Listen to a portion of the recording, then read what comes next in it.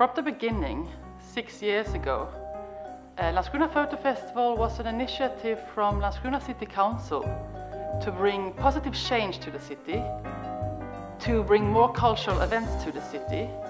And now, throughout the last years, the festival has grown to become a large international festival. It's become part of the European context. The festival is put on the international map.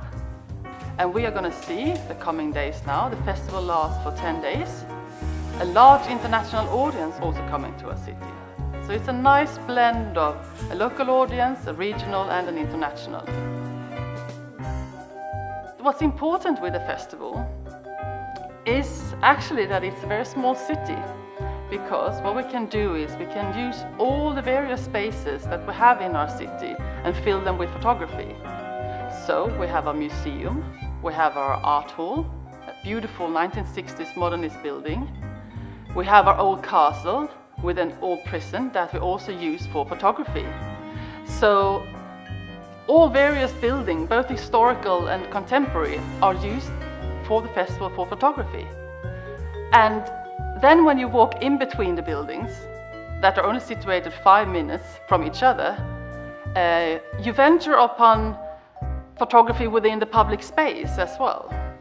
And this is really important for us because we want to make photography visible for everybody, and to put photography in a public park or in a water canal. We are giving photography to a large audience. So this has been a main aim for us from the beginning. We are a photography festival that are focusing on contemporary photography, being documentary or more conceptual. And we like to raise questions with photography. So photographers that are talking about subjects that are global social issues. For example, this year we have the photographer Gideon Mendel. It's also very important for Landskrona Photo Festival to exhibit young emerging photographers. And one example is Anna Ehrenstein from Germany, and she exhibits work relating to self-representation, identity and authenticity. And another example is Carlos Alba. He was our residency artist in 2017, and he's done a project relating to migration.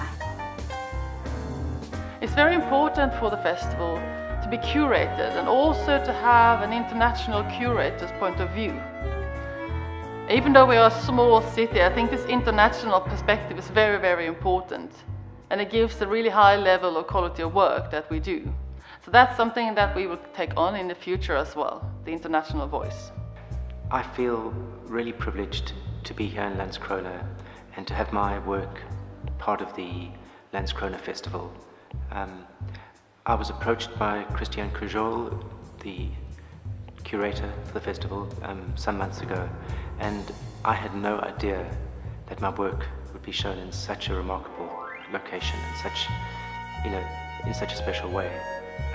This building, the Cité de Delette, is an old prison, and the environment fits my work in a deeply meaningful way for me.